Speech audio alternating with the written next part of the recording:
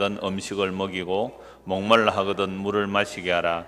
그리하는 것은 핀 숫을 그의 머리에 놓는 것과 일반이요 여호와께서 내게 갚아주시리라. 아멘.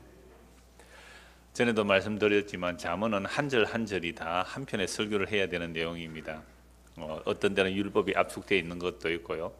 어떤 거나 두 절이 한 단락으로 되는데 오늘은 조금 큰 설교를 두 편을 해야 될 정도입니다. 그래서 19절을 보고 20절은 간단하게 보고 21절, 22절 좀 긴 설교가 될 것입니다. 우선 19절을 보십시오. 환난 날에 진실하지 못한 자를 의뢰하는 것은 부러진 이와 위골된 발 같으니라. 그러니까 우리가 환난을 당할 때에 어떤 사람을 의지해야 되는데 그 의지할 사람이 진실하지 못한 사람이라면 어떻습니까? 부러진 이 같고 위골된 발 같다. 다른 번역을 보면 썩은 이빨 같다. 또는 부러진 다리 같다. 다리가 부러졌으면 환난이 와서 도망가야 될 때에 다리가 부러지면 어찌 됩니까? 이거 뭐 더 힘드는 거죠. 그러니까 환난 날에 어떤 사람을 의지했는데 그 어떤 사람이 부러진 이와 같고 부러진 다리와 같으면 나에게 도움이 되는 것이 아니라 환난이 더 가중되겠죠. 이걸 우리나라식으로 말하면 설상가상이죠. 눈 위에 서리가 얼어가지고 이건 더 미끄러운 거 아닙니까? 그러면 도대체 우리가 생각하는 환난은 어떤 때가 환난의 날입니까? 우리의 문화 속에서 환난의 날은 언제가 환난의 날이죠? 내우외환, 그런 게 말 들어요. 내우외환. 지금 사자성을 좀 씁니다. 설상가상.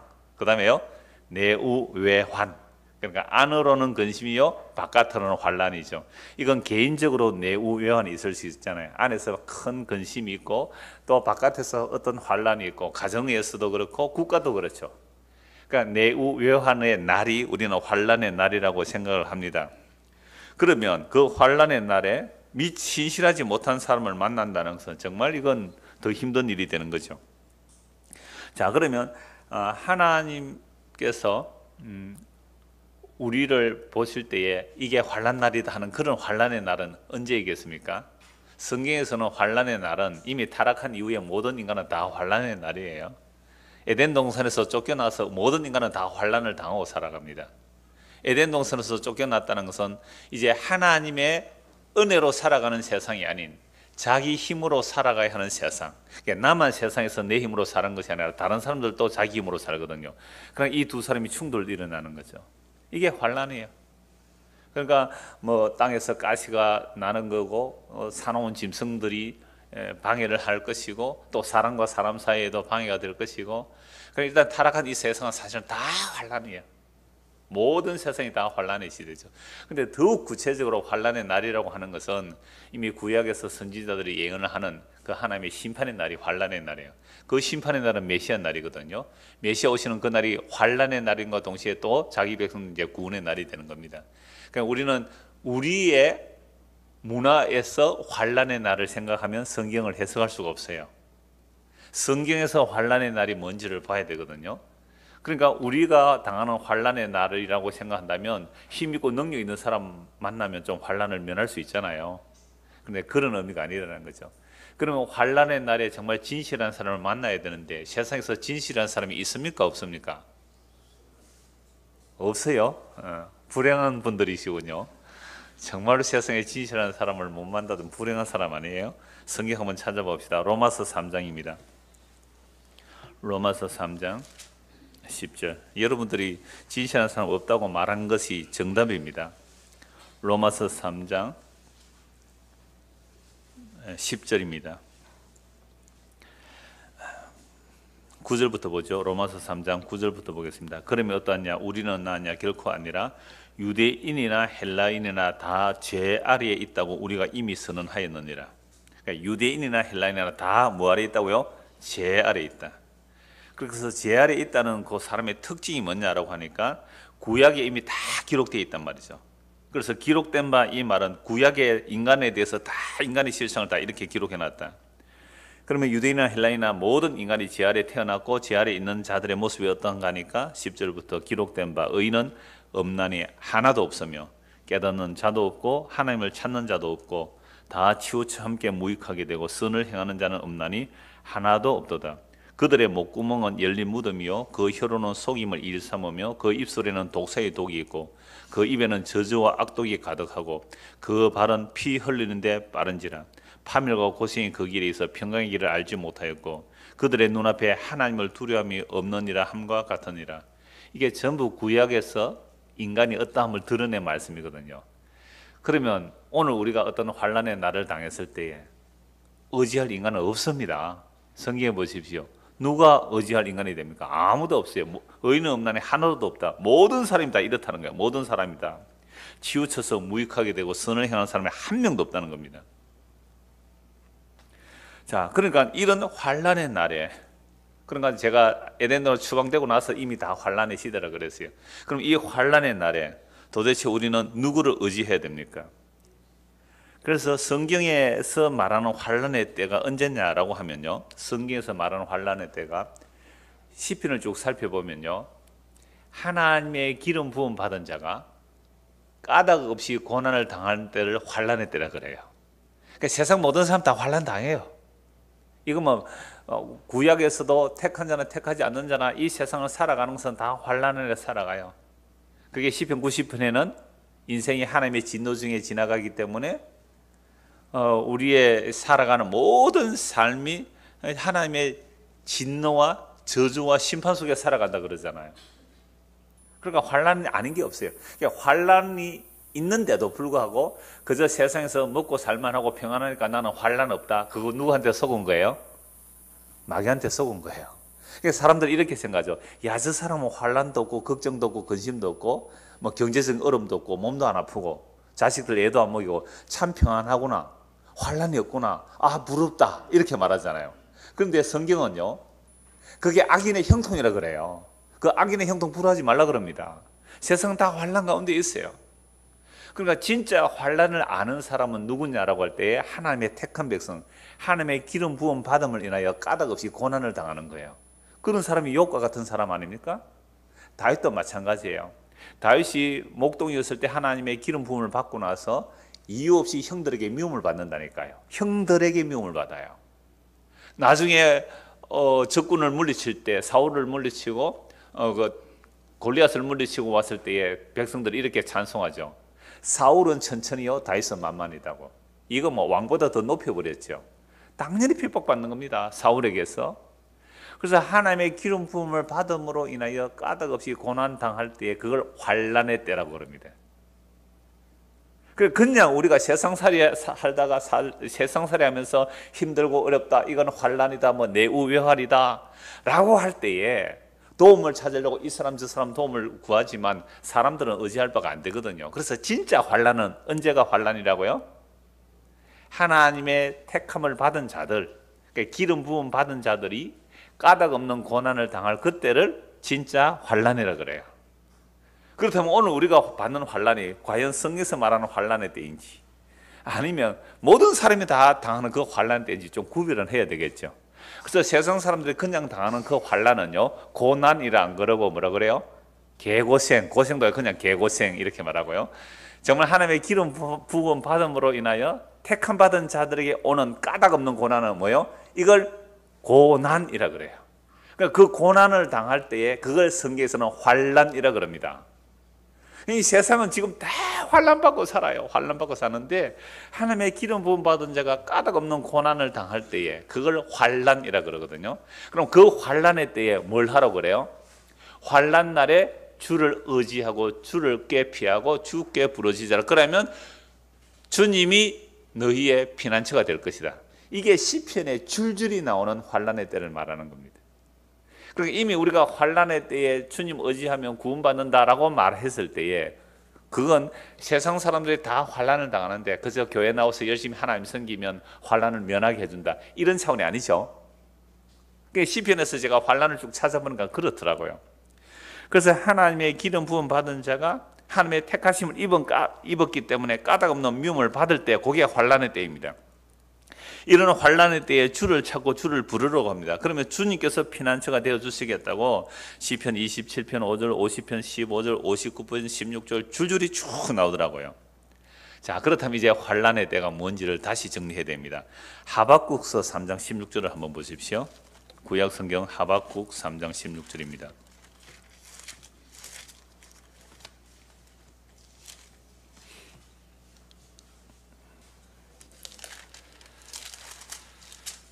하박국 3장 16절 한번 보십시오.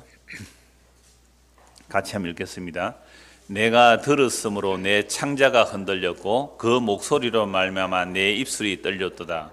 무리가 우리를 치러 올라오는 환난 날을 내가 기다림으로 쓰기는 것이 내 뼈에 들어왔으며 내 몸은 내 처소에서 떨리는도다. 지금 하박국 선지자가요, 환난 날에 대한 소식을 들었습니다.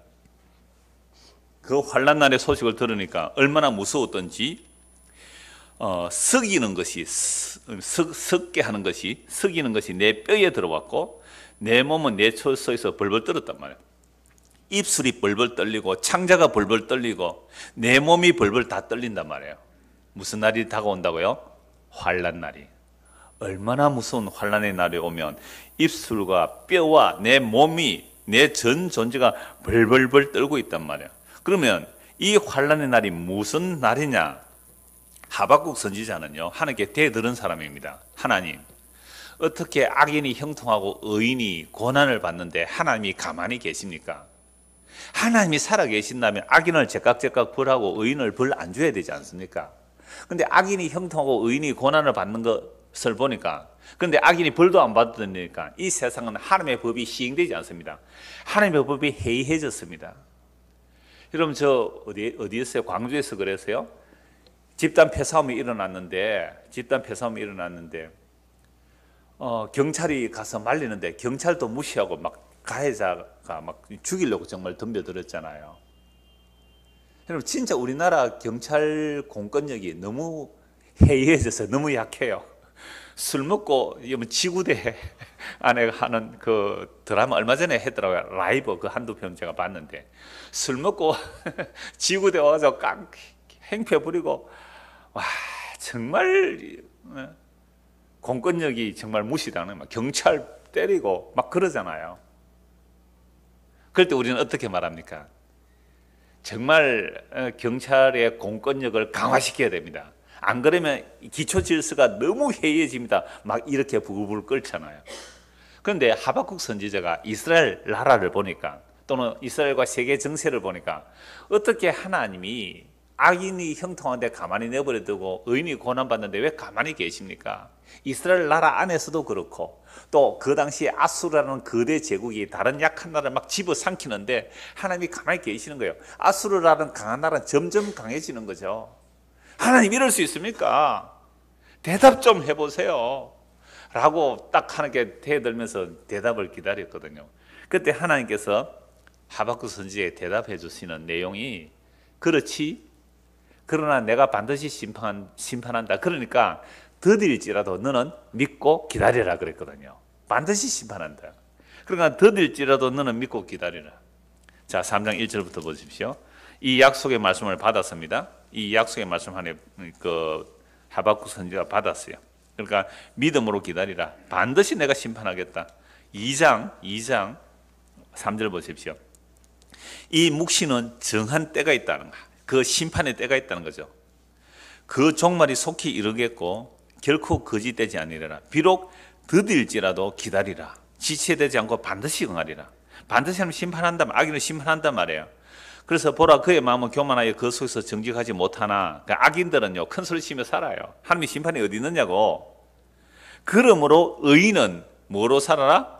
그의 믿음으로 말미암아 살아라 라고 말씀하는 겁니다. 자, 이 하나님의 심판의 소식을 듣고 나서 이제 하박국 선지자가 하나님께 기도하는 거죠. 일종의 찬송이기도 합니다. 3장 1절부터 보십시오. 시기 온옷에 맞춘 선지자 하박국의 기도라. 여호와여, 내가 주께 대한 소문을 듣고 놀랐나이다. 주님에 대한 소문이 뭐예요? 세상을 심판할 거야, 악인을 심판할 거야. 그 소문을 듣고 놀랐습니다. 여호와여, 주는 주의 일을 이 수년 내에 부응하게 하옵소서. 이 수년 내에 나타내시옵소서. 진노 중에라도 긍휼을 잊지 마옵소서. 주여, 주의 일을 수년 내에 부응케 하옵소서. 이 말이 무슨 뜻이에요? 악인을 심판해 주십시오, 이 말씀 아닙니까? 하나님, 왜 악인이 형통하고 의인이 고난받는데 가만히 계십니까? 그래서 내가 악인을 반드시 심판하겠다. 더딜지라도 기다리라. 믿음으로 기다리라. 라는 응답을 받았단 말이에요. 응답받고 나서 하나님께 찬송하고 기도하는 내용이 이거예요. 하나님, 주의 일을 수년 내에 부응케 하옵소서. 무슨 말씀이에요? 하나님, 빨리 악인들을 심판해 주십시오. 근데 교회당 앞에 뭐 붙여놨어요? 주여, 수년 내에 주의 일을 부응케 하옵소서. 그 말씀이 하박국 선지자 원래 뜻대로 하면 뭐예요? 주님 빨리 심판해 주십시오. 우리도 그거 붙입시다. 우리는 그 뜻대로 하면 되잖아요. 주님, 그걸 보면서 우리 교회 숫자가 늘어나고 뭐 건물이 커지고 영향력이 많아지는 그런 부흥 결코 아닙니다. 하나님, 악인 심판해 주십시오. 그 내용이 주의 일을 수년케 부흥케 하옵소서. 주의 일을 이루어 주옵소서, 그 뜻이에요. 그러니까 이어지는 2절 끝에 보십시오. 진노 중에라도 긍휼을 잊지 마옵소서. 하나님이 심판하시는 그 부흥의 일을 시작하실 때에 그 심판 중에도, 진노 중에도 뭘 잊지 말아 주십시오? 긍휼을 잊지 말아 주십시오. 그러니까 심판의 소식이잖아요. 이게 부흥케 해달란 말이 아니고. 하나님이 대만에서부터 오시며 거룩한 자가 바란산에서부터 오시는도다. 셀라. 그의 영광이 하늘을 덮었고 그의 찬송이 세계에 가득하도다. 그의 광명이 햇빛 같고 광선이 그의 손에서 나오니 그의 권능이 그 속에 감춰졌도다. 역병이 그 앞에서 행하며 불덩이가 그의 발밑에서 나오는도다. 무슨 뜻이에요? 주여, 주의 일을 부응케 하옵소서가 지금 무슨 일이 일어나는 겁니까? 심판이잖아요. 역병이 그 앞에서 행하며 불덩어리가 그 발밑에서 나오는 거죠. 그가 서신 적 땅이 진동하며 그가 보신 적 여러 나라가 전율하며 영원한 산이 무너지며 무궁한 작은 산이 엎드러지나니 그의 행하심이 예로부터 그러하시도다. 하나님 한번 서시면 영원해 보이는 산들도 다 무너지는 겁니다. 내가 본적 구산의 장막이 환란을 당하고 미디안의 땅의 휘장이 흔들리도다. 여호와여, 주께서 말을 타시며 구원의 병거를 모시오니 강들을 분이 여기심이니까, 강들을 노여하심이니까, 바다를 향하여 성내심이니까, 주께서 활을 꺼내시고 화살을 바로 쏘셨나이다. 셀라. 셀라라는 말은 어떤 음악에 이렇게 장조가 들어갔다 이 말이죠. 주께서 강들로 땅을 쪼개셨나이다. 산들이 주를 보고 흔들리며 창수가 넘치고 바다가 소리를 지르며 손을 높이 들었나이다. 날아가는 주의 화살의 빛과 번쩍이는 주의 창의 광채로 말미암아 해와 달이 그 처소에 멈췄나이다. 주께서 노를 바라사 땅을 두르셨으며 분을 내사 여러 나라를 밟으셨나이다. 주께서 주의 백성을 구원하시려고 기름 부음 받은 자를 구원하시려고 나오사 악인의 집에 머리를 치시며 그 기초를 바닥까지 드러내셨나이다. 보십시오. 하박국 선지가 뭐라고 하는 게 대들었습니까? 하나님, 악인을 왜 그냥 두시고 의인을 왜 그냥 두십니까? 악인이 형통하는데, 악인이 의인을 집어삼키는데, 의인이 저렇게 당하고 있는데 하나님이 공의로운 하나님이라면 왜 악인의 형통을 그냥 봐두십니까? 라고 했을 때에 하나님께서 내가 반드시 심판한다. 그 말씀을 듣고 이제 찬송하는 내용이에요. 그런데 하나님께서 그 악인을 심판해서 일어나실 때 온 피조물이 벌벌 떨면서 하늘의 해와 달도 멈춰버려요. 여러분, 이스라엘 백성들이 가나안 땅에 들어갈 때 여호수아 장군이 그 팔레스타인 그 원주민들을 몰아낼 때에 태양이 머물고 달이 머물렀습니다. 이게 심판의 이야기예요. 하박국에서 이 얘기를 하는 거죠. 그래서 자, 그렇게 하나님께서 심판을 하시는데 놀랍게도 그 심판 가운데 뭐가 있어요? 구원이 있어요. 13절 우리 같이 한번 읽읍시다. 주께서 주의 백성을 구원하시려고 기름 부음 받은 자를 구원하시려고 나오사 악인의 집을 머리를 치시며 그 기초를 바닥까지 드러내셨나이다. 결국 악인을 친다는 거죠. 하나님께서 심판하시죠. 악인을 심판하시면 누구를 구원해내시고요? 주의 택한 백성, 곧 주의 기름 부음 받은 자를 구원하시는 겁니다. 그러므로 악인들은 어떻게 되느냐? 그들이 해오리 바람처럼 이르러 나를 흩어리하며 가만히 가난한 자를 삼키려 즐거워하나 오직 주께서 그들의 전사의 머리를 그들의 창으로 찌르셨나이다. 주께서 말을 타시고 바다의 큰 물을 파도를 밟으셨다. 이 놀라운 하나님의 심판의 소식을 듣고 어떻다고요? 내가 들었습니다. 우리 이 말씀 들을 때 좀 창자가 떨립니까? 에? 입술이 좀 떨립니까? 뼈가 좀 떨립니까? 이 말씀이 사실이잖아요. 하나님의 심판이 오는 거죠. 그래서 이 말씀대로 거대한 제국들이 다 무너졌어요. 아수르가 멸망합니다. 세계를 무섭게 벌벌 떨게 했던 그 아수르가 무너졌다고요. 바벨론이 무너져요. 물론 예루살렘도 무너졌습니다. 알렉산더 제국이 무너지고 로마 제국이 무너졌습니다. 이 세상에 그 힘 있는 나라들, 큰 소리 치는 나라들, 강한 나라들, 힘 있다고 약한 자를 괴롭히는 자들, 갑질하는 자들 다 심판받을 거예요. 그 교만한 자들 하나님께서 다 내리치신다고요. 교만한 자를 내리치시고 가난한 자를 높이 올리실 거예요. 이게 한나의 기도이고요, 이게 마리아의 기도잖아요. 메시아 찬송이 그런 내용이에요. 그런데 우리는 끊임없이 높아지고 강하기를 원하죠. 낮아지기를 원치 않잖아요. 내가 높아지고 강하기 위해서 내 약한 자를 짓밟고 높아지고 강하기를 원했잖아요. 이들을 향해서 다 심판하신다는 소식이에요. 그렇다면 오늘 우리가 살아오면서 끊임없이 우리는 높아지고 힘을 가지려고 했잖아요. 이 소식을 듣고 창자가 떨려야 됩니다. 내 뼈가 떨려야 되고요, 내 전전지가 두려움을 벌벌 떨어야 됩니다. 주여, 내가 하나님 오시는 그날에, 주의 심판의 그날에 심판받을 짓을 나는 하고 살았군요. 주여, 내 마음을 낮춰주십시오. 내 심령을 가난케 해주십시오. 고아와 과부의 아버지시여, 내 마음을 낮춰주셔서 긍휼과 자비를 베풀어 주셔서 겸손히 주님 앞에 무릎을 꿇게 하옵소서. 이걸 진짜 우리가 구해야 되는 내용이에요. 무슨 소식을 들었으니까? 심판의 소식을 들었으니까, 환난의 소식을 들었으니까, 그 환난 날이 다가오고 있으니까, 이게 주여 주의 일을 순전케 부응케 하옵소서, 이 내용이란 말이에요. 자, 그러므로 이 심판의 소식을 알고 있기에, 이 심판의 소식을 알고 있기 때문에 무엇을 찬송할 수 있습니까? 17절 18절 같이 읽읍시다. 17절 18절, 시작. 비록 무화과 나무가 무성하지 못하며 포도나무에 열매가 없으며 감람나무에 소출이 없으며 밭에 먹을 것이 없으며 우리의 양이 없으며 외양간에 소가 없을지라도 나는 여호와로 말미암아 즐거워하며 나의 구원의 하나님으로 말미암아 기뻐하리로다. 이 찬송의 배경을 아시겠습니까? 지금 무슨 날이 다가오고 있으니까요? 심판의 날, 환난의 날, 크고 두려운 여호와의 날이 다가오고 있기 때문에 악인의 형통을 부러워하지 말고, 의인이 고난받는다고 낙심하지 말고, 여호와의 심판이 있으니까 너희는 믿음으로 기다리라. 믿음으로 살아라. 믿음으로 산다는 말이 뭐예요? 나는 무화과 나무에 열매가 없어요. 지금 포도나무에 열매가 없어요. 감람나무 소출이 없어요. 밭에 먹을 것이 없고 우리의 양이 없고 외양간에 소가 없어요. 저축한 은행 저축 돈도 없고 연금 들여놓은 것도 없고 집도 없고 아무것도 없다 할지라도 이 환난의 날 심판의 소식을 정말로 믿는다면 나는 무엇으로 기뻐할 수 있어요? 여호와로 말미암아 즐거워하며 나의 구원의 하나님으로 말미암아 기뻐하리라. 즉 우리 주 예수 그리스도를 믿음으로 기뻐할 수 있는 것, 이게 진짜 환난 날이 다가올 때에 믿음으로 산다는 게 이런 모습 아니겠습니까? 주효는 나의 힘이시라. 나의 발을 사슴과 같게 하사 나를 높은 곳으로 다니게 하시로다. 그 영원한 생명의 나라에 살게 하실 거예요. 우리 주님께서 이렇게 주를 의지하는 자. 오늘 본문 19절 다시 보십시오. 환난 날에 진실하지 못한 자를 의뢰하는 것은 부러진 이와 위골된 발 같으니라. 그러니까 환난 날에 누구 의지할 수 있겠습니까? 여러분, 사람 의지할 수 없잖아요. 우리가 우리 자신도 의지 못해요. 우리의 행위도 다 치우쳤기 때문에. 그래서 이 환난 날에 의지할 분, 정말로 진실하신 분, 하나님의 약속하시고 약속을 이루는 진실하신 분, 우리는 밑범이 없을지라도 그는 일랑 밑버신 분, 누구요? 예수 그리스도.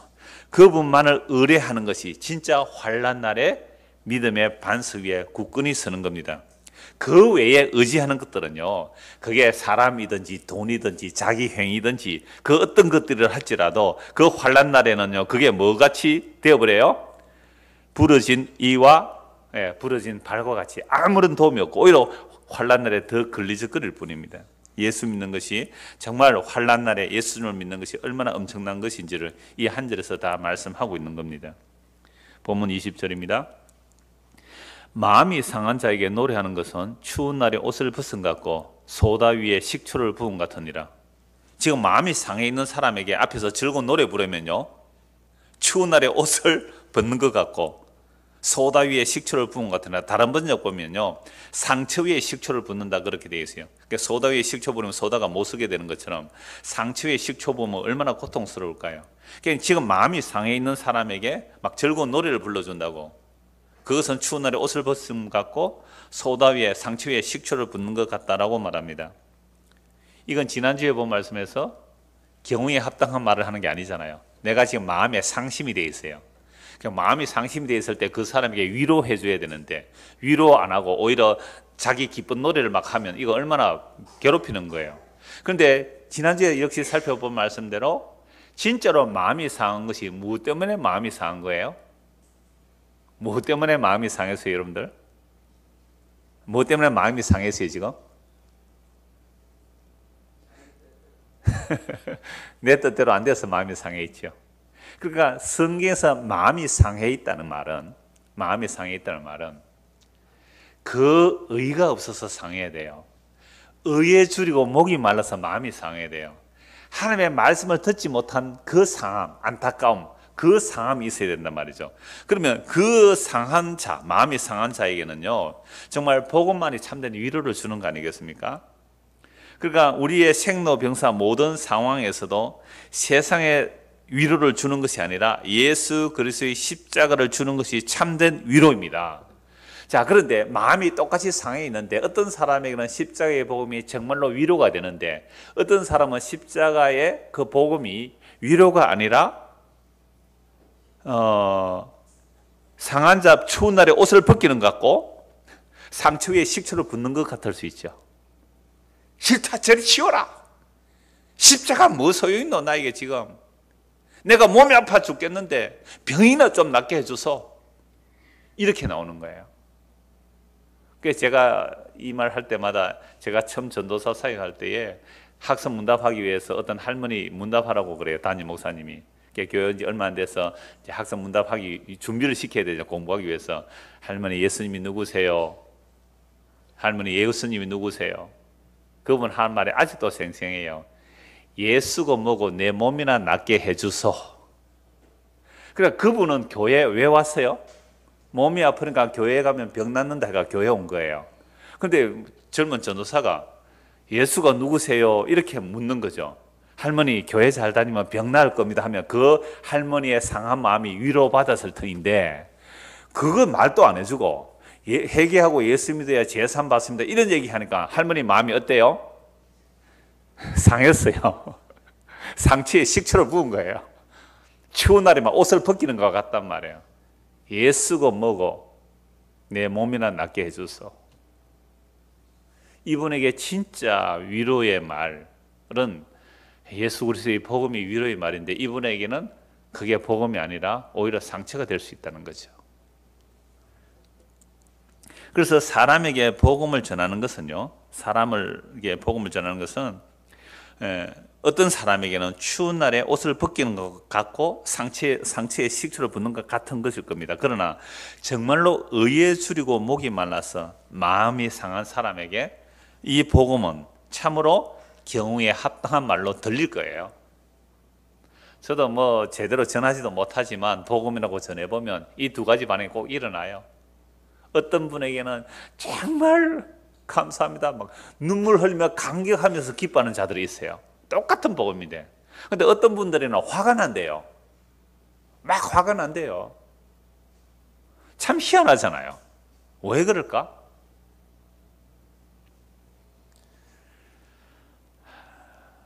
그래서 겉으로 볼 때는 20절이 마음이 상한 자에게 노래하는 것은 추운 날에 옷을 벗은 것 같고 소다 위에 식초를 부은 것 같으냐. 겉으로 보면 그냥 일반적으로 보면 참 마음이 상한 사람들 좋게 위로하고 다독거려주라 이런 말로 들리잖아요. 근데 십자가라는 복음의 완성에 비춰서 이 말씀을 볼 때에는 복음이 전거될 때에 진짜 마음이 상한 자, 의에 줄이고 목마른 자들에게 복음은 정말 생명 같은 위로의 말씀인데 내가 예수고 뭐고 복음이 뭐고 상관없고 그저 내 몸이나 편하게 해주세요. 내 환난이나 빨리 벗어나게 해주세요 라고 하는 사람들에게 당신은 자기를 부인하고 십자가를 지고 따라라는 그게 어떻게 기쁜 소식이 되겠어요? 당신의 자아가 죽어야 됩니다. 당신의 그 자존심 그게 깨어져야 됩니다. 그 자아가 무너져야 됩니다. 이게 상처죠. 얼마나 큰 상처예요. 정말 내 자존심 하나 위해서 살았는데 하나님이 내 자존심 하나 지켜줄 줄 알았는데 그 자존심이 완전히 깨어지는 거예요. 이게 복음 전하는 겁니다. 그래서 아까 하박국서 말씀처럼 그 환난 날에 하나님의 택한 백성들, 주의 기름 부음 받은 자들을 구원하시는 거예요. 어떻게 구원이 일어날까요?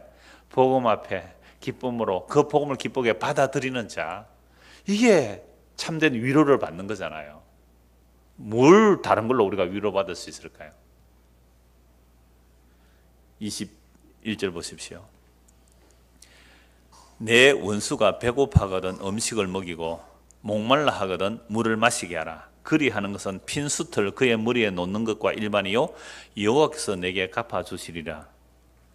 자, 원수가 배고프면 뭐 하라고요? 음식을 먹이고 목말라 하면 물을 마시게 하라.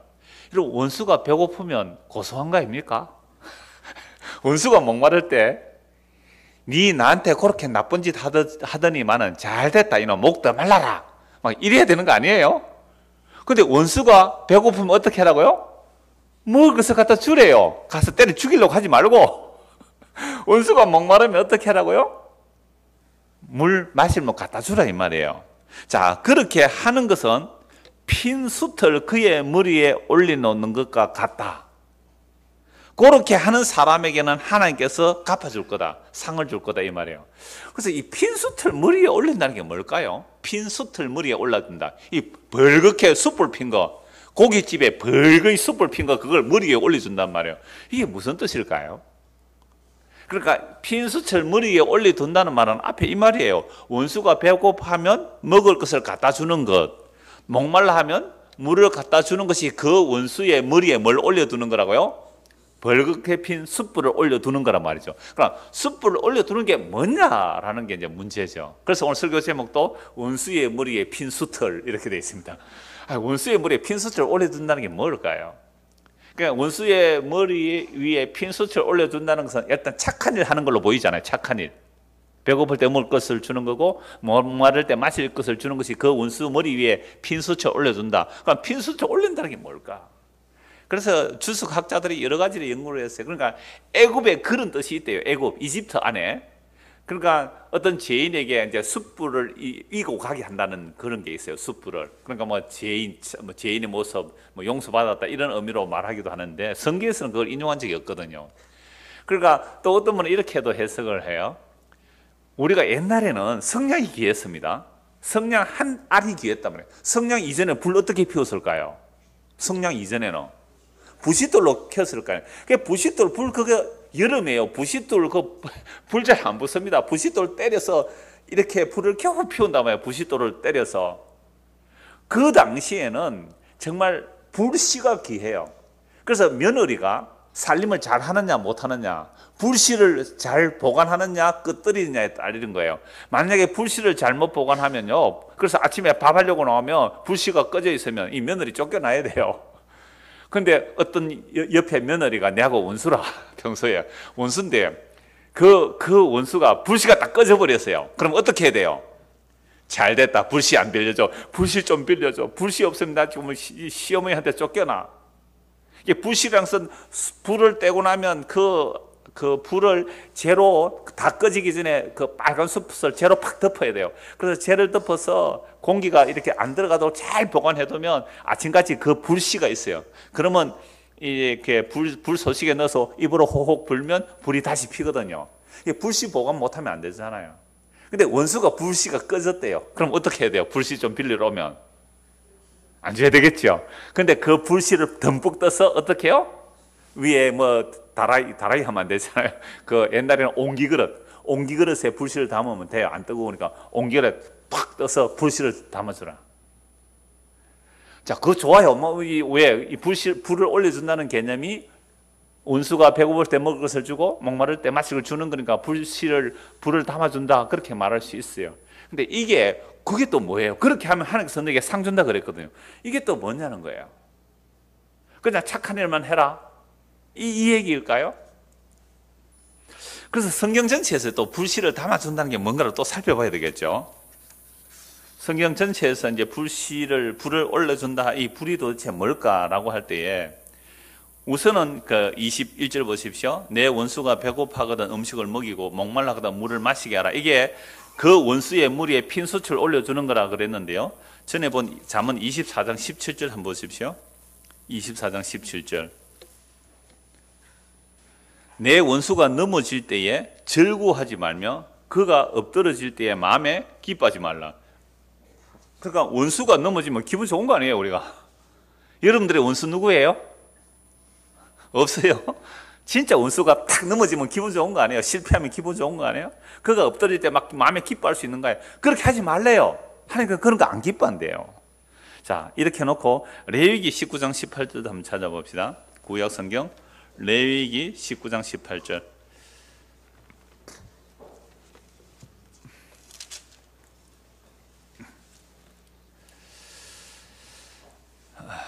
레위기 19장 17절 18절 두 절 같이 읽어보겠습니다. 레위기 19장 17절 18절 시작. 너는 내 형제를 마음으로 미워하지 말며 내 이웃을 반드시 견책하라. 그러면 내가 그에 대하여 죄를 담당하지 아니하리라. 원수를 갚지 말며 동포를 원망하지 말며 내 이웃 사랑하기를 내 자신과 같이 사랑하라. 나는 여호와이니라. 원수를 어떻게 하지 말고요? 갚지 말고 내 이웃을 어떻게 사랑하라고요? 네 자신같이 사랑하라.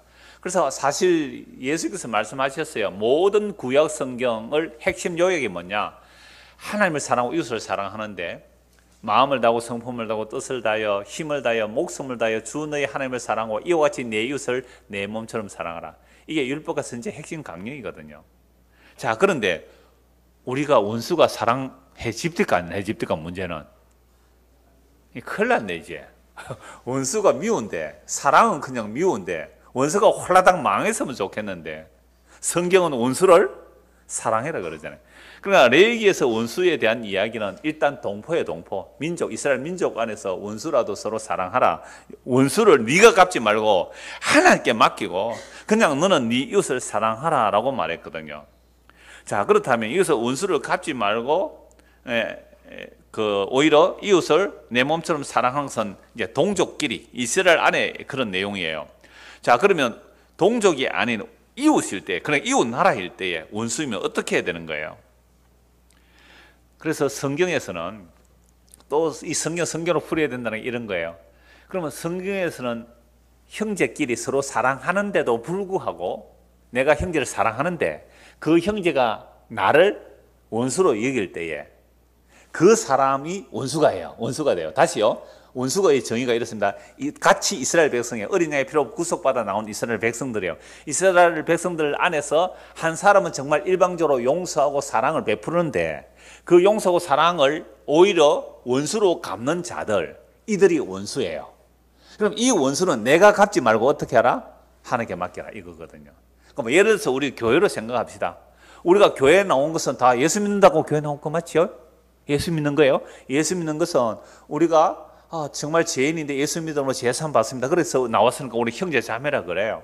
근데 나는 정말 형제를 위해서 일방적으로 희생하고 헌신하고 물론 그런 사람이 없습니다만 예를 들어서 나는 정말 형제를 향하여 일방적으로 희생, 헌신, 그를 위해서 기도했는데 그 사람 나를 해서 끊임없이 모함하고 뒤에서 욕하고 공격할 때에 그 사람은 뭐라고 해? 나의 원수잖아요. 그럼 그런 원수 어떻게 하겠어요? 내가 아무리 참고 참아도 이건 견딜 수 없다. 한판 해보자 라고 나오지 말고 원수를 누구에게 맡겨라?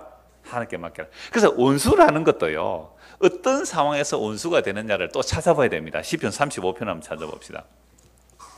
시편 35편. 제가 이 말씀을 보면서 이번 주에 읽는 내용이 시편 35편이었던 거 아세요? 읽은 사람만 압니다. 시편 35편 차례대로 읽는 우리 성경 내용이 35편이 들어가는데요. 이걸 보다가 그래 이 부분이 연결되겠다 해서 이제 같이 보는 겁니다. 시편 35편 13절 한번 보십시오. 누가 과연 원수이냐 이 말이죠. 35편 13절부터 보겠습니다. 역시 다윗의 시편이거든요. 13절 아까 다윗 얘기했잖아요. 그러니까 환난 날이 뭐가 환난 날이라 그랬어요? 하나님의 기름 부음 받은 자, 하나님의 택함을 받음으로 까닭 없는 고난이 올 때 그때가 뭐라고요? 환난의 날입니다. 그러니까 여러분들이 평소에 당하는 환난은 그냥 세상살이가 힘들다, 이것은 믿는 자나 안 믿는 자나 다 당하는 환난이에요. 그래서 성경에서 말하는 환난은 나는 그를 축복하고 사랑하는데 그가 까닭 없이 나를 미워할 때 이게 환난이라 그래요. 전혀 다르죠, 개념이. 개념입니다. 그래서 우리는 평소에 쓰는 단어 하나하나를 전부 성경에서 어떻게 환난이라고 쓰느냐 봐야 돼요. 세상들이 막 환난 들고 힘들 때 우리 이렇게 했잖아요. 당신 예수 믿으면 그 환난에서 벗어나게 했습니다. 예수 믿어도 그 환난에서 벗어나요? 안 벗어나요? 똑같아요. 그 환난 안 해결되더란 말이에요. 진짜 환난이 뭔지 한번 보십시오. 자, 다윗은 기름 부음 받은 자예요. 그래서 다윗이 이렇게 찬송하는 내용이 뭐냐? 13절입니다. 나는 12절부터 볼까요? 내게 선을 악으로 갚아 나의 영혼을 외롭게 하나. 그러니까 나는 상대방에 뭘 베풀으세요? 선을 베푸는데 상대방은 뭘 해요? 악으로 갚는단 말이에요. 이게 까닭없는 고난이에요. 그래서 나는 그들이 병들었을 때에 굵은 베옷을 입으며 금식하며 내 영혼을 괴롭게 하였더니 내 기도가 내 품으로 돌아왔도다. 내가 나의 친구와 형제에게 행함같이 그들에게 행하였으며 내가 몸을 굽히고 슬퍼하기를 어머니를 곡함같이 하였도다. 보세요. 어떤 형제가 병이 들었어요. 오늘 한 교회라고 생각해 봐도 돼요. 병들 때 굵은 베옷을 입고 금식하면서 내 영혼을 괴롭게 했다. 정말 형제를 대하여 그렇게 했다는 거죠. 내가 몸을 굽히고 슬퍼하기를 어머니를 잃어버리고 곡함같이 그렇게 슬퍼하며 그 형제로서 기도해 준 거예요. 그런데 내가 넘어짐에, 그런데 내가 지금 환난 가운데 있는 거죠. 내가 넘어짐에 그들이 기뻐하여 서로 모이며 불량배가 내가 알지 못하는 중에 모여서 나를 치며 찢기를 마지 아니하는도다. 그들은 연회에서 망령되이 조롱하는 자같이 나를 향하여 그들의 이를 갈도다. 보세요. 이게 원수예요. 그러니까 언제 원수가 되었다고요? 언제 원수가 등장해요? 나는 형제를 위해서 정말 사랑했는데 그 형제가 내가 넘어질 때 나를 향하여 이를 갈고 조롱하고 모함하고 나를 치기를 마지 아니하는 자들, 이게 원수예요. 이런 원수는 어떻게 해야 돼요? 주님께 맡기세요. 그게 17절입니다. 주여 어느 때까지 관망하려 하시나이까? 어느 때까지 한 팔짱 끼고 그냥 보시고 계시겠습니까? 내 영혼을 저 멸망자에게서 구원하시며 내 유일한 것을 사자들에게 건져주소서라고 이렇게 간구하는 겁니다. 여러분, 다윗이 기름 부음 받은 자이기 때문에 그리스도의 영이 임하여 이 고난을 당합니다. 그리스도의 영이 임하여 까닭없이 고난을 당하기 때문에 이건 바로 그리스도의 모습을 보여주십니다. 예수 그리스도께서 하나님의 긍휼과 사랑을 가지고 이 땅에 찾아오셨습니다. 자기 백성에게 찾아오셨습니다. 그래서 천국 복음을 전하셨습니다. 천국 복음을 전하신 것은 원수들에게 먹을 것을 주신 것이고 마실 것을 주신 겁니다. 실제로 뭐도 주세요? 떡도 주시고 오병이의 기적도 이렇게 주셨죠. 그런데 오병이의 기적은 섞는 양식을 주려고 한 것이 아니라 그걸 통하여 섞지 않는 양식을 주려고 한 거예요. 그 요한복음 6장에 나오잖아요. 이 떡을 먹어도 죽지만 내가 주는 떡을 먹는 자는 죽지 아니하리라. 내 살을 먹어라. 생명의 떡이고 내 피를 먹어야 그 생명의 제3을 얻게 하는 생명의 음료수라고. 그래서 예수의 살과 피가 정말 우리를 영원히 살리는, 배고플 때 먹을 것이 되는 것이고 줄을 때에 먹을 것이 되는 것이고 목마를 때에 마실 것이 되는 영원한 생명의 양식이라고 주러 오셨단 말이에요. 그래서 교부들의 주석에서도 원수에게 먹을 걸 주고 마실 것을 주라는 것은 육체의 배고픔과 목마름만을 뜻하는 것이 아니라 물질적 음식과 영적 행사를 다 가리키는 것으로 이해할 수 있다라고 존 자 베드라는 그 3, 4세기의 그 교부들이 설교한 내용에 그게 나옵니다. 또 이러면 어거스틴 아시죠? 어거스틴 정말 유명하잖아요.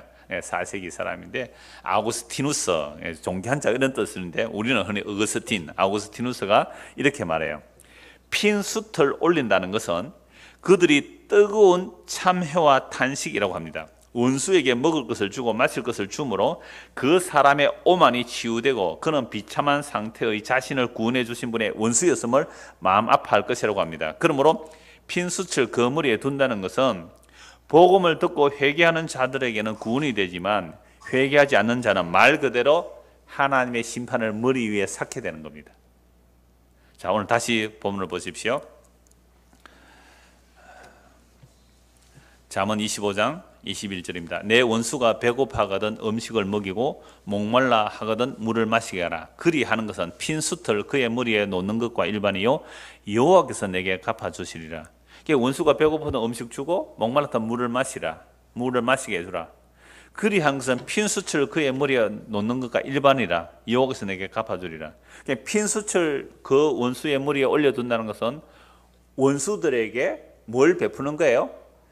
우리식으로 말하면 그냥 친절을 베푼다 이렇게 보죠. 그러니까 내가 끝까지 원수에게 친절을 베풀면 그 원수가 마음을 바꾸어서 나를 사랑하고 내가 전하는 복음도 들을 거야 라고 우리는 그렇게 생각을 해요. 그런데 조금 전에 시편 35편에 봤잖아요.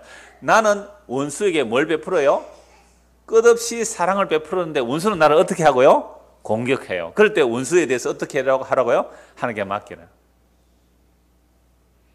자, 그렇다면 그렇게 하는 것이 그 원수의 머리에 이제 핀수틀 두는 건데, 핀수틀 아까 조금 전까지 살펴보니까 두 가지라 그랬잖아요. 하나는 정말 그 호의에 의해서 내가 마음에 부끄러움을 깨닫고 참 나는 당신의 원수였는데 당신이 나를 이렇게 잘 대해주군요 하고 회개하고 돌이킬 수 있다. 그게 핀수체의 기능이란 말이죠. 그런데 이거에 단지 먹을 것과 마실 것이 아닌, 그래서 아모스 말씀에 보면 이런 말씀이 나와요. 먹을 것이 없어서 주림이 아니고 마실 것이 없어서 가람이 아니라 하나님의 말씀을 듣지 못한 기근이라 그랬거든요. 그러면 하나님의 말씀, 즉 복음의 말씀을 전했을 때에 정말로 줄이고 목마른 자, 의에 줄이고 목마른 자는 그 복음 전해주는 것을 너무나 감사하게 받아들일 거예요.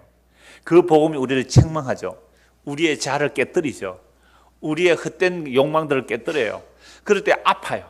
그러나 아프고 무너지고 깨어지지만 그 복음을 전해주는, 즉 내 배고픈 영혼의 양식을 채워주는 그 복음으로 인하여 받아들이면 정말 회개하게 되거든요. 그래서 복음을 들으면 내 마음에 찔림이 와요. 회개하고 예수를 믿게 돼요. 그러면 그 사람은 정말 형제를 얻은 거 아닙니까? 자, 그런데 이 복음을 전했는데도 불구하고 그 복음을 배척해요. 나는 그를 사랑했는데 그는 나를 미워한단 말이에요. 자, 그랬을 때에 그 복음을 배척하는 자는 그 머리 위에 숯불이 사여가고 있는 겁니다. 그래서 이 숯불이라는 것이 두 가지 기능이 있단 말이에요. 하나는 회개할 기능이 되지만 하나는 심판의 기능이 됩니다. 자, 그래서 로마서 12장을 한번 찾아보십시다. 로마서 12장 20절 보십시오. 바울 사도가 이제 잠언서 이 말씀을 그대로 인용하고 있거든요. 로마서 12장입니다. 20절, 로마서 12장 20절. 내 원수가 줄이거든 먹이고 목마르거든 마시게 하라. 그리함으로 네가 숯불을 그 머리에 쌓아놓으리라. 지금 잠언서 읽은 말씀 그대로 바울 사도가 인용하고 있죠. 자, 그러면 이 말씀의 의미를 살펴보기 위해서 우리는 로마서 12장 전체를 살펴봐야 됩니다. 그래서 1절 한번 보십시오. 로마서 12장 1절. 그러므로 형제들아, 내가 하나님의 모든 자비하심으로 너희를 권하노니 너희 몸을 하나님이 기뻐하시는 거룩한 산제사로 드리라. 이는 너희가 드릴 영적 예배니라. 우리의 몸을 살아있는 제물로 드리라. 이는 너희가 드릴 뭐라고요? 영적 예배다. 너희는 이 세대를 본받지 말고 오직 마음을 새롭게 함으로 변화를 받아 하나님의 선하시고 기뻐하시고 온전한 뜻이 무엇인지 분별하도록 하라. 그러니까 우리가 영적인 예배를 드리는 그 삶이 뭔가를 쭉 설명하는 가운데 하나가 뭐였습니까?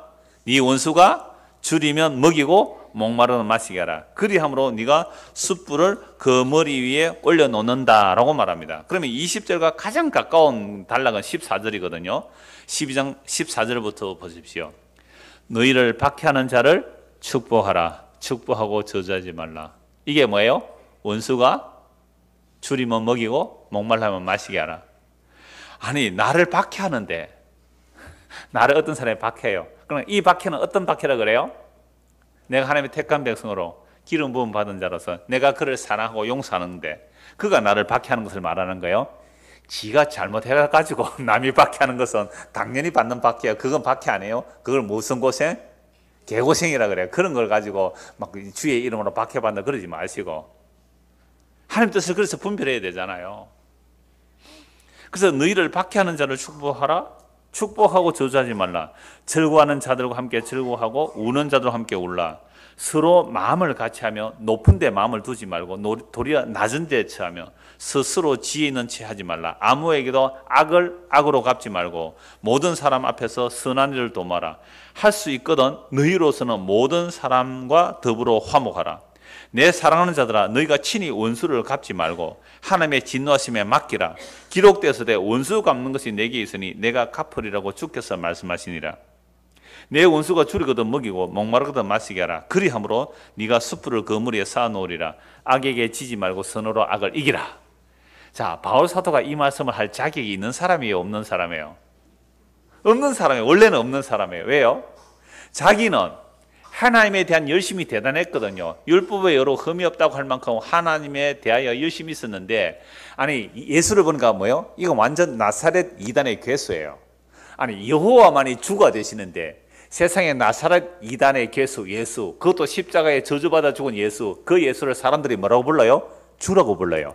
이건 여호와 하나님이라고 부르는 것과 똑같은 부름이거든요.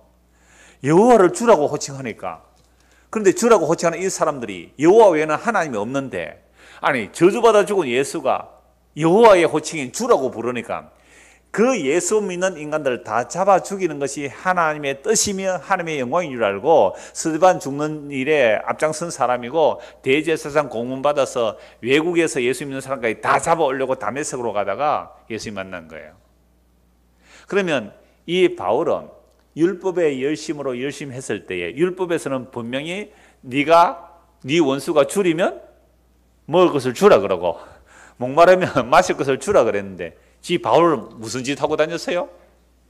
요놈들 원수들 요거 다 잡아 죽여야지 이러고 쫓아다닌 사람이에요. 그런데 예수님을 만났어요. 그 예수님을 만나고 나니까 완전히 가치가 바뀌었어요. 율법을 보는 시각이 완전히 달라졌어요. 율법이 왜 주어졌는지를 알게 되는 거예요. 내가 어떤 죄인인지 드러나는 거죠. 그 죄인이 드러나는데, 그래서 주님의 십자가가 왜 살았는지 알은 거예요. 그래서 나는 하나님의 원수되어 있다는 것을 알은 겁니다. 그래서 로마서 5장에 내가 연약해 있을 때에, 내가 하나님 앞에 죄인되어 있을 때에, 내가 하나님 앞에 원수되어 있을 때에 예수 그리스도의 십자가는 하나님의 그 사랑의 확증이었습니다. 하나님이 십자가로 그 사랑을 확증하시고 원수된 나를 찾아오셔서 나에게 먹을 것을 주시고 마실 것을 주셨다 이 말입니다. 예수님의 살과 피를 나에게, 원수된 나에게 주셨습니다. 이게 바울의 예수님 만나는 거예요. 나는 그를 미워하고 그를 박해하고 그를 죽였는데 그는 나에게 진짜 생명의 양식과 생명의 피를 나에게 값없이 주셨어요. 내가 연약해 있을 때에, 죄인되어 있을 때에, 원수되어 있을 때에 주께서 나를 용서해 주셨습니다. 이걸 알고 나니까 구약 말씀을 새롭게 전하는 거죠. 그래서 이제 원수에게 뭘 하라고요? 먹이라는 거예요. 원수에게 마시게 하라는 거죠. 그렇게 하는 것이 숯불을 그 물 위에 올려둔다는 것은 이제 복음을 전하는 겁니다. 그래서 바울은 가는 곳마다 복음을 전했을 때에 그 복음으로 뭘 받았어요? 온갖 핍박을 다 받았어요. 그런데 그 핍박 받을 때 그들을 저주하지 않고 어떻게 해요? 축복했습니다. 바울 자기의 이야기예요, 이게. 그러니까 구약에 원수가 줄이면 먹이고 목마르면 마시게 하라, 이 말씀 바울은 예수님 만나기 전에 안 지켰어요. 원수 잡아 죽이는 게 하나님 영광인 줄 알았단 말이에요. 근데 이제 예수를 만나고 나니까 이 말씀이 무슨 말씀인지 알아요. 그래서 예수의 살과 피를 전하니까 얼마나 많은 핍박이 오는지 몰라요. 그러함에도 불구하고 그들을 축복해요. 스데반 집사가 그랬잖아요. 자기를 향해 돌 던지는 자들을 향하여 주여 저들의 죄를 용서하여 달라고. 이게 정말 십자가의 사랑을 받은 사람들입니다. 그럼 오늘 저와 여러분이 아직도 원수가 너무 많거든 기도하십시오. 주여, 내가 하나님과 원수되어 있었던 사람입니다. 내가 하나님과 원수되어 있었는데 이 원수를 위해서 그냥 먹을 것 주고 물 마시게 한 정도가 아니라 예수의 생명의 살과 예수의 생명의 피를 우리에게 주셔서 하나님과 내가 화목되게 되었습니다. 이게 바울이 하는 고백이에요. 그래서 할 수 있거든 모든 사람으로 화목하라는 이유가, 자기가 하나님의 원수되었었는데 예수님이 자기에게 먹을 것, 마실 것, 영원한 생명의 양식을 십자가로 주셨다는 것을 알고 믿었단 말이에요. 지금 이 이야기가 잠언서 25장 20절에 나오는 이 한마디의 말씀이에요. 이게 이렇게 연결되는 거죠. 자, 그런데 이 복음을 만약에 받아들이지 않으면, 이 복음을 받아들이지 않으면 어떻게 됩니까? 그 머리 위에 지금 하나님의 심판의 그 숯불을 삭고 있는 거예요. 자, 그래서 이 타는 숯불이 정말 하나님의 심판임을 성경 몇 군만 더 찾아보겠습니다. 시편 18편 한번 보십시오. 시편 18편입니다.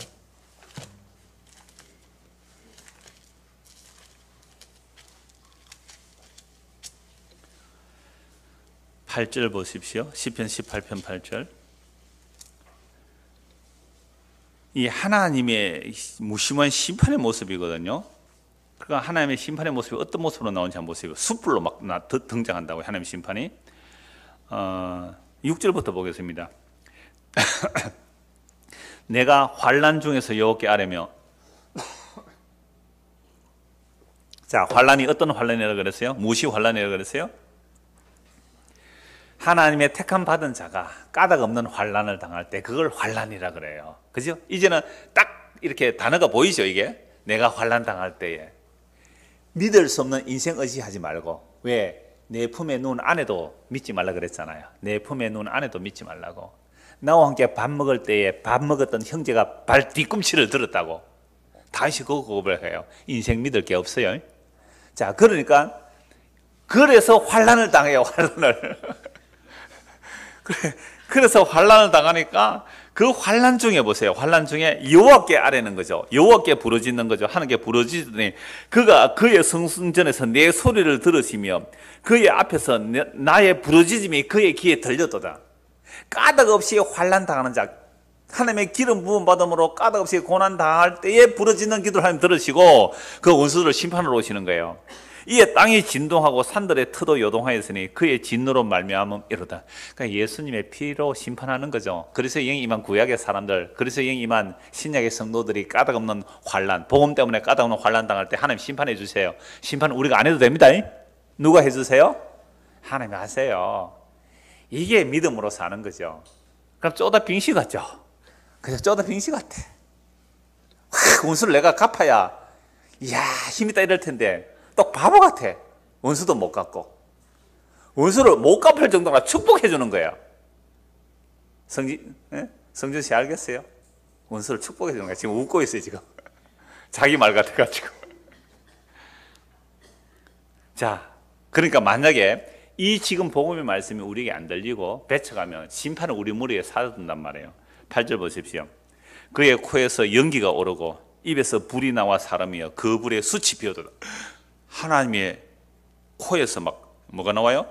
연기가 나오고 입에서 막 불이 나오는데 타는 숯불이에요. 숯불. 하나님 말씀 안 들으면 이렇다 이 말 아닙니까? 그가 또 하늘을 들이우고 강림하시니 그의 발 아래는 어두캄캄하도다. 그룹을 타고 다니시며 바람 날개를 타고 높이 솟아오르시도다. 그가 흑암을 그의 숨는 곳으로 삼으사 장막같이 자기를 두르게 하시며 곧 물의 흑암과 공중의 빽빽한 구름으로 그리하시도다. 그 앞에 광채로 말미암아 빽빽한 구름이 지나며 우박과 숯불이 내리도다. 여호와께서 하늘에서 우레 소리를 내시고 지존하시니가 음성을 내시며 우박과 숯불을 내리시도다. 보세요. 지금 하나님의 기름 부음 받음을 인하여 환난 당하는 자가 정말 원수를 사랑하는데 그 원수가 나를 공격할 때에 하나님이 심판해 주시기 때문에 원수 감독하는 게 맞게란 말이에요. 그러니까 숯불은 지금 뭘 보여주고 있어요? 하나님의 심판이잖아요.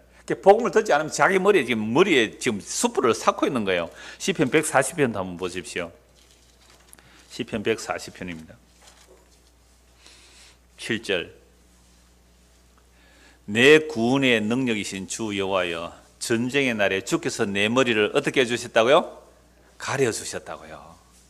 한번 보세요. 지금 140편 1절도 보세요. 다윗의 시인데요. 여호와여 악인에게서 나를 건지시며 포악한 자에게서 나를 보존해 주십시오.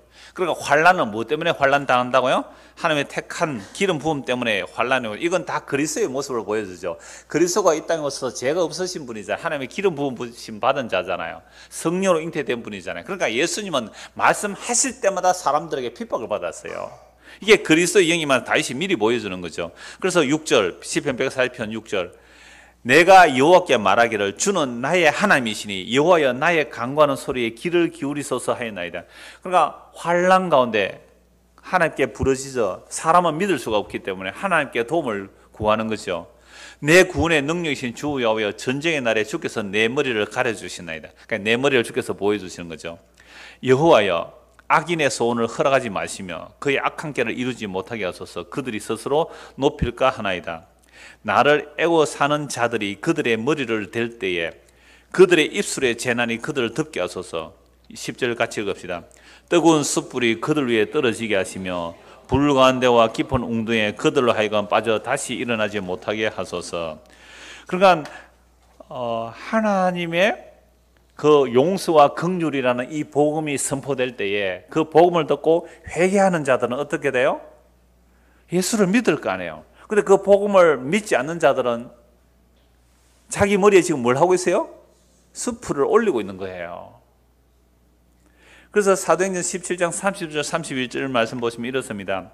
알지 못하던 시대에는 하나님이 간과하셨거니와 이제는 어디든지 사람에게 다 명하사 회개하라 하셨으니 이는 정하신 사람으로 하여금 천하를 공의로 심판할 날을 작정하시고 천하를 하나님의 공의로 심판하는 날을 작정해 놨대요. 그럼 그 심판의 증거가 뭐예요? 이에 그를 죽은 자 가운데서 다시 살리신 것으로 모든 사람에게 믿을 만한 증거를 주셨다고 말씀합니다. 그러니까 구약시대 그냥 내버려 뒀다는 거죠. 그러나 이제는 환난 날, 심판의 날을 딱 정해놓았어요.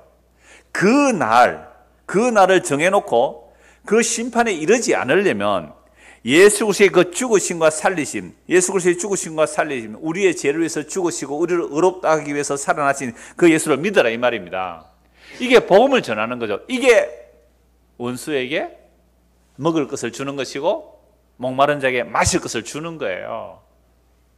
그런데 이 복음을 받아들이는 자는 머리에서 숯불이 떠나가는 거잖아요. 진노의 숯불, 심판의 숯불이 떠나가는 거예요. 이건 구원이에요.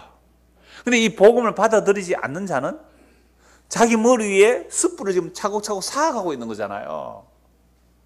그래서 마실 것이 없어서 가란 게 아니라 먹을 것이 배고픈 시대가 아니에요. 오늘 이 시대에 정말 하나님의 말씀을 듣지 못한 기간의 시대에 예수님의 그 살이 우리의 영원한 생명의 양식이고 예수님의 피가 우리의 죄를 사는 영원한 언약의 피입니다. 이게 먹을 것이고 이게 정말 마실 거예요. 진짜 먹을 것과 마실 것을 전하는 거예요.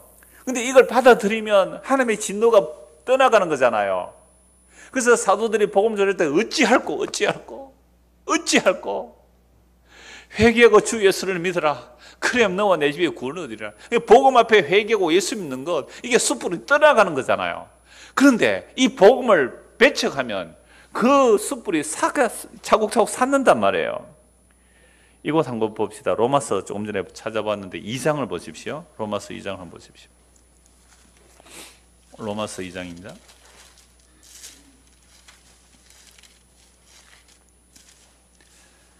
1절부터 보겠습니다. 로마서 2장 1절. 그러므로 남을 판단하는 사람아 누구를 막론하고 네가 핑계하지 못할 것은 남을 판단하는 것으로 네가 너를 정죄함이니 판단하는 네가 같은 일을 행함이라. 그러니까 율법주의자들이 자기는 율법으로 흠이 없다고 하면서 남을 막 판단하고 정죄했죠. 이걸 누가 이랬어요? 바울 자기도 그랬잖아요. 근데 예수님의 용서를 받았단 말이에요. 원수된 자기가 예수님이 정말 먹을 것과 마실 것을 주신 거예요. 예수의 자기 몸과 살을 원수된 자기에 주셨어요. 그러고 나니까 율법이 뭔지를 알은 거예요. 그래, 네가 똑같은 죄를 지으면서 남을 판단하냐? 유대인들은 율법으로, 이방인들은 양심으로 그렇게 하겠죠. 그러니까 이런 일을 행하는 자는 하나님의 심판이 진리대로 되는 줄 우리가 아느니라. 이런 일을 행하는 자를 판단하고도 같은 일을 행하는 사람은 다른 사람 판단해놓고 저 사람 죄를 지는 판단하고 지도 똑같은 죄를 짓는단 말이에요. 네가 하나님의 심판을 피할 줄로 생각하느냐? 혹 네가 하나님의 인자하심이 너를 인도하여 회개하게 하심을 알지 못하여 그의 인자하심과 용납하심과 길이 참으심이 풍성함을 멸시하느냐? 지금 예수님께서 우리에게 먹을 것을 주시고 마실 것을 주시는 거예요.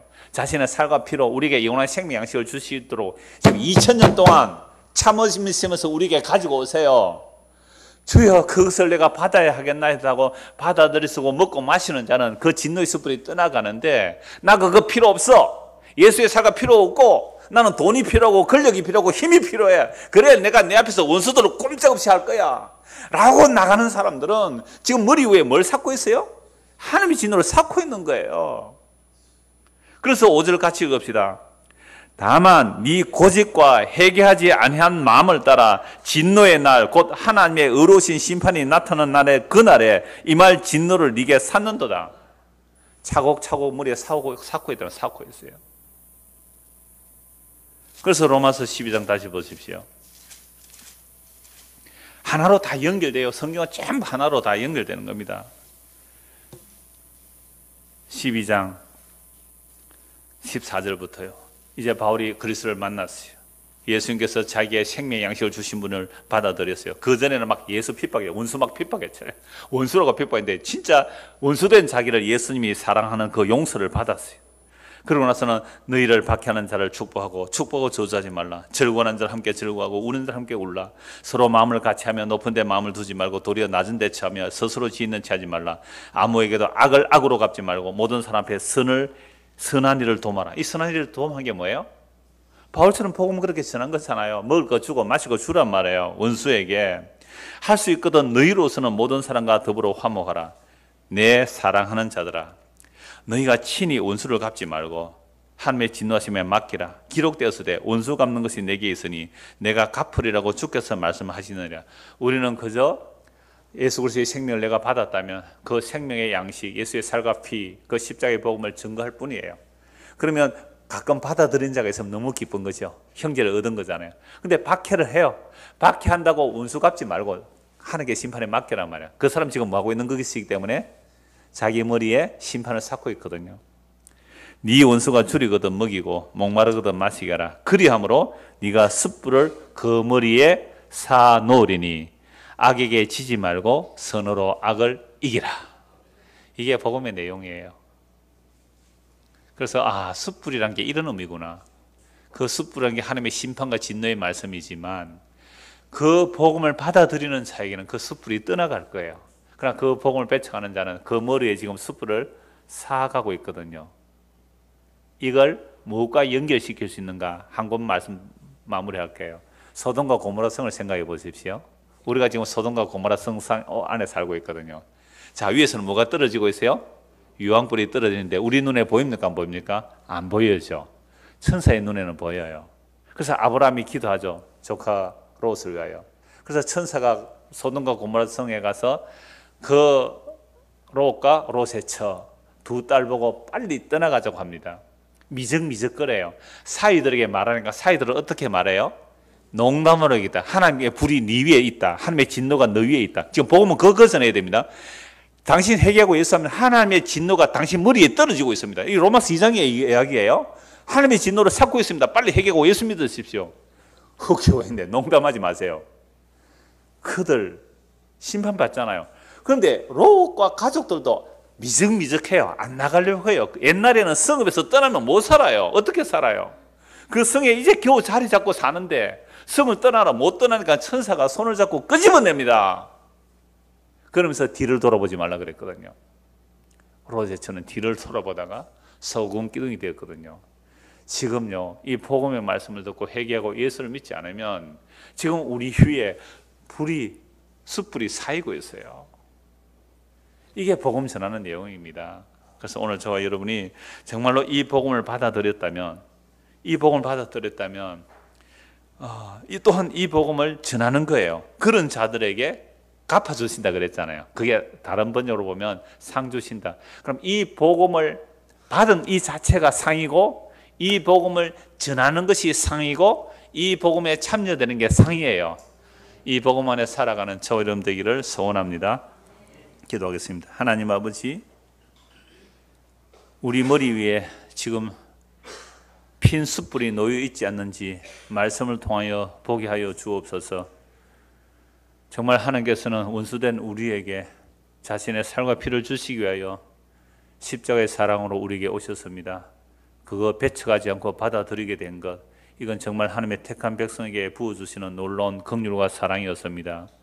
이 긍휼과 사랑을 우리가 받았다면 역시 우리의 형제들에게, 우리의 이웃들에게 이 복음을 증거할 수 있겠습니다. 그리할 때에 우리를 박해하면 기쁨으로 받아들이고 원수를 우리가 갚는 것이 아니라 주께 맡기며 또한 복음